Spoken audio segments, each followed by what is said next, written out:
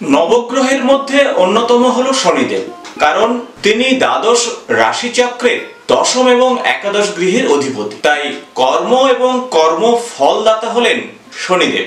জন্মকুণ্ডলিতে শনিদেব যদি শুভ থাকে তাহলে একজন জাতক কিংবা জাতিকার জীবনে সুখ, সমৃদ্ধি এবং কর্মজীবনে সফলতা আসে। কিন্তু শনিদেব যদি অশুভ অবস্থায় থাকে তাহলে শত চেষ্টাতেও কর্মক্ষেত্রে সফলতা আসে না। শনিদেব একটি রাশিতে 2.5 বছর অবস্থান করে এবং যে রাশিতে অবস্থান করে ঠিক তার আগের রাশি এবং পরের রাশিতে তার প্রভাব থাকে, আর সেজন্যই শনিদেবের 7.5 প্রভাব থাকে, অর্থাৎ 7.5 বছরের প্রভাব থাকে। অন্যদিকে শনিদেব কোনো রাশির সাপেক্ষে অষ্টমে বা চতুর্থে থাকলে সেই রাশির উপরে শনিদেবের ঢাইয়ার প্রভাব থাকে, অর্থাৎ 2.5 বছরের প্রভাব থাকে। তাই সব মিলিয়ে নবগ্রহের মধ্যে শনিদেব হলো অত্যন্ত গুরুত্বপূর্ণ গ্রহ, যা আমাদের জীবনের উপরে ডাইরেক্ট প্রভাব নিয়ে আসতে পারে।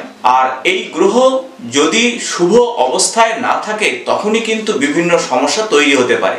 আগামী 11ই ফেব্রুয়ারি 2024 শনিদেব অস্তমিত হচ্ছে এবং আগামী 35 দিন অস্তমিত থাকবে কুম্ভ রাশিতে। 18ই মার্চ 2024 পর্যন্ত থাকছে অস্তমিত এবং তারপরেই উদয় হবে।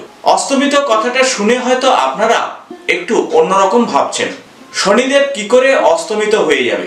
আর এর কারণ হলো রবিদেব কুম্ভ রাশিতে গোচর করবে এবং গোচরের আগে থেকেই রবিদেব শনিদেবের ডিগ্রিগত কাছাকাছি চলে আসবে।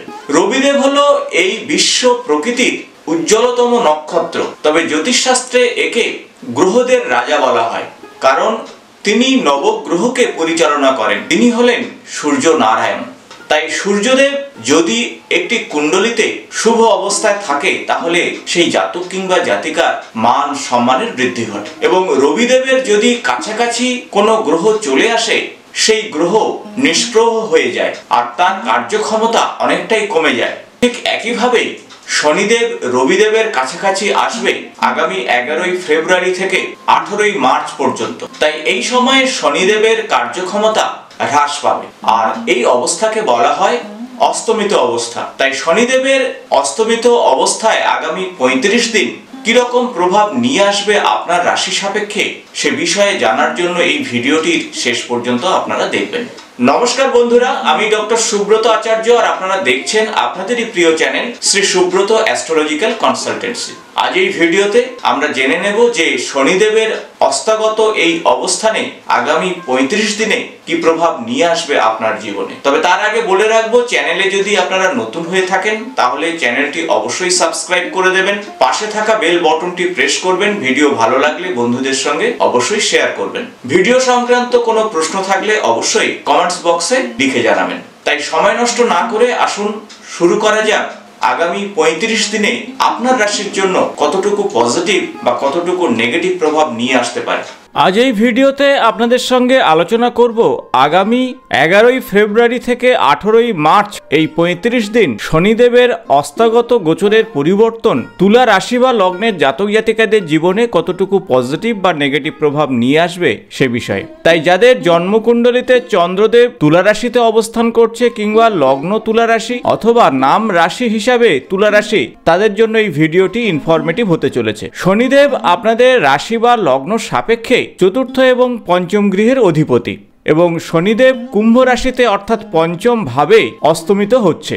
তাই শনিদেবের এই অস্তমিত অবস্থা আপনাদের কি প্রভাব নিয়ে আসবে সে বিষয়ে আসুন জেনে নেওয়া যাক। পঞ্চম গৃহ হলো আপনার সন্তানের গৃহ, পঞ্চম গৃহ ভাব ভালোবাসার গৃহ, উচ্চ বিদ্যার গৃহ, সেই সাথে আপনার ক্রিয়েটিভিটির গৃহ। তাই শনিদেব এখানে অস্তমিত হওয়ার জন্য এই সমস্ত বিষয়ে কিন্তু আপনারা অত্যন্ত পজিটিভ প্রভাব পাবেন। অর্থাৎ যারা দীর্ঘদিন ভাব ভালোবাসার সম্পর্কের ক্ষেত্রে নেগেটিভ প্রভাব পাচ্ছিলেন তাদের ক্ষেত্রে কিন্তু এই সময় অত্যন্ত পজিটিভ প্রভাব আসবে। নতুন ভাব ভালোবাসার সম্পর্ক তৈরি হবে, বিদ্যা সংক্রান্ত বিষয়ে শুভ ফল পাবেন, নতুন কোথাও ভর্তি হতে পারেন বা উচ্চ বিদ্যা সংক্রান্ত বিষয়ে আপনারা অনেক নতুন নতুন স্কোপ পেতে পারেন। তাই সব মিলিয়ে পঞ্চম ভাবে শনিদেবের এই অস্তমিত হওয়া আপনাদের জন্য অত্যন্ত পজিটিভ প্রভাব নিয়ে আসবে। শনিদেব পঞ্চম ভাবে থেকে তার তৃতীয় দৃষ্টি আপনাদের রাশির সাপেক্ষে সপ্তম ভাবে থাকবে। সপ্তম ভাব হলো আপনার বৈবাহিক জীবন, আপনাদের ব্যবসা, পার্টনারশিপ ব্যবসা, ছোটখাটো ভ্রমণ,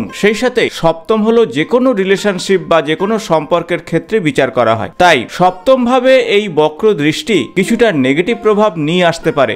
আপনার জীবন সঙ্গী বা সঙ্গিনীর সঙ্গে খুব ভেবেচিন্তে কথা বলুন, শরীর স্বাস্থ্যের বিষয়ে খেয়াল রাখুন, সেই সাথে পার্টনারশিপ ব্যবসাতে খুব ভেবেচিন্তে ইনভেস্ট করুন বা যে কোনো ব্যবসাতে ইনভেস্টের আগে রিসার্চ ওয়ার্ক করুন, আর তাহলে আপনাদের জন্য পজিটিভ প্রভাব নিয়ে আসবে। তা না হলে শনিদেবের এই অস্তমিত বক্র দৃষ্টি কিছুটা নেগেটিভ প্রভাব নিয়ে আসতে পারে আপনাদের জীবনে।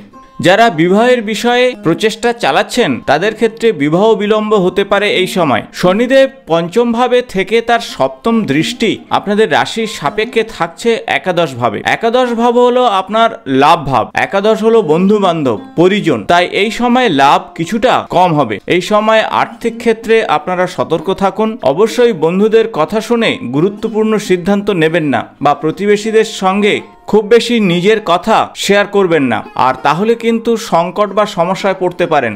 যে কোনো কাজ নিজে করার চেষ্টা করুন। অপরের প্রতি সম্পূর্ণ আস্থা এবং বিশ্বাস রাখা উচিত হবে না আপনার ক্ষেত্রে, তাতে মান সম্মান নষ্ট হতে পারে। তাই সার্বিক দিক থেকে বলা যেতে পারে যে একাদশ গৃহে শনিদেবের এই অস্তমিত দৃষ্টি অবশ্যই আপনাদের সার্বিক উন্নতি, আর্থিক উন্নতি বা সম্পর্কের ক্ষেত্রে বা কর্মক্ষেত্রে কিছুটা নেগেটিভ প্রভাব নিয়ে আসতে পারে। শনিদেব পঞ্চম ভাবে থেকে তার দশম দৃষ্টি দ্বিতীয় ভাবকে দেবে। দ্বিতীয় ভাব হলো আপনার স্থায়ী সম্পদ, আপনার কথাবার্তা, আপনার পরিবার, আপনার সার্বিক বৃদ্ধি। তাই দ্বিতীয় ভাবে শনিদেবের দশম দৃষ্টি কিছুটা নেগেটিভ প্রভাব নিয়ে আসতে পারে। পরিবারে ঝগড়া বিবাদ তৈরি হতে পারে, ভুল বোঝাবুঝি তৈরি হতে পারে। এই সময় ফ্যামিলি প্ল্যানিং না করাই উচিত। যদিও এই সময় পরিশ্রম যদি করেন এবং নির্দিষ্টভাবে আপনারা এগিয়ে চলেন পরিকল্পনা নিয়ে, তাহলে ধীরে ধীরে অর্থ আসবে, স্থায়ী সম্পদ বৃদ্ধির যোগ তৈরি হবে শনিদেবের কৃপায়। তবে কোনোভাবেই শর্টকাট মেথড অবলম্বন করবেন না। 2 নম্বরী কাজের সঙ্গে যুক্ত থাকলে এই সময় শনিদেবের নেগেটিভ প্রভাব আপনাদের জীবনে আসবে।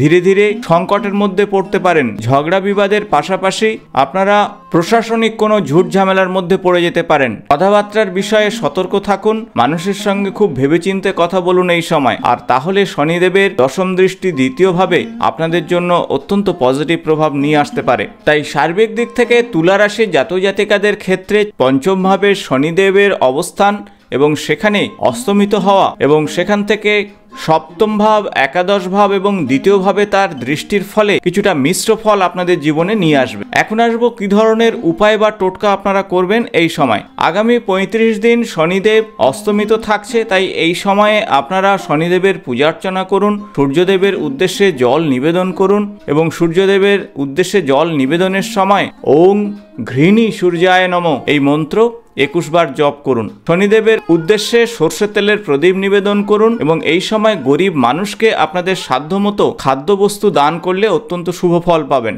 প্রত্যহ দান না করতে পারলেও মাসে একবার করে অথবা সপ্তাহে একবার করে করতে পারেন। সেক্ষেত্রে শনিবার করে আপনারা এই দান করুন, আর তাতে আপনাদের উপরে শনিদেবের নেগেটিভ প্রভাব ধীরে ধীরে কমবে এবং কর্মক্ষেত্রে, ব্যবসার ক্ষেত্রে এবং সার্বিক ক্ষেত্রে আপনারা এগিয়ে যাবেন। আশা করব ভিডিওটি ইনফরমেটিভ হয়েছে। ভালো লাগলে বন্ধুদের সঙ্গে শেয়ার করবেন। আগামী ভিডিওতে নতুন কোনো রাশি বা লগ্নের বিষয়ে আপনাদের সঙ্গে আলোচনা করব। আজ এই পর্যন্ত, নমস্কার।